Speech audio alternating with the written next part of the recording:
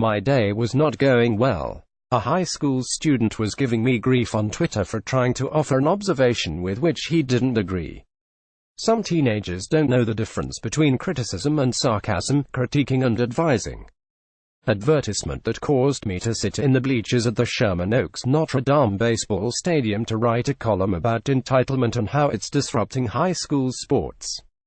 From coaches too scared to call out a player for fear he'll abandon ship to administrators too intimidated to confront complaining parents with influential job titles, the internal debates and politics produce soap opera-like drama. Remember when coaches used to hold closed-door meetings and weren't afraid to speak the truth without fear of being surreptitiously taped on a smartphone or wondering if offering a blunt assessment might ruin a relationship permanently? It used to be playing time was earned, not given, that sweats and helmet stars were handed out based on hard work, not potential, that athletes cared more about winning than likes on Twitter. Fortunately, the day ended with a little inspiration and a reminder of what has motivated me to report on high school sports year after year. A man who graduated from Notre Dame ran into former Knights assistant football coach Jeff Creamer. "I just want to thank you," he told Creamer. "For what?" Creamer said.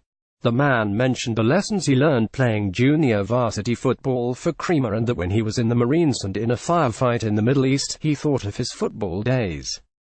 "I remember being so scared," he told me under the Notre Dame press box.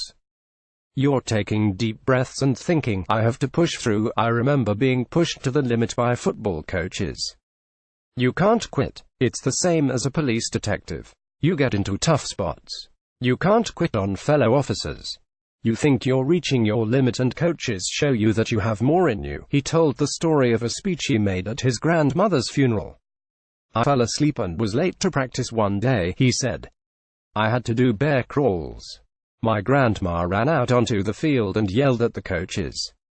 I finished. I wasn't going to quit and I learned I had no limits. I was going to push myself." Until hearing about the story, Creamer didn't know anything about his former student's time in the Marines or the impact the coach had made. "I felt honored and humbled," he said. "Football is a game of teaching life lessons, and I'm glad I played a very small part in his life." Advertisement. The man asked to withhold his name because he's in law enforcement and needs to protect his identity.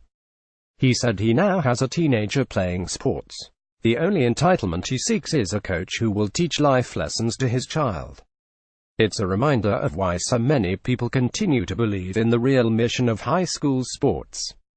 Eric Sontheimer at LaTimes.com. Twitter @LaTsontheimer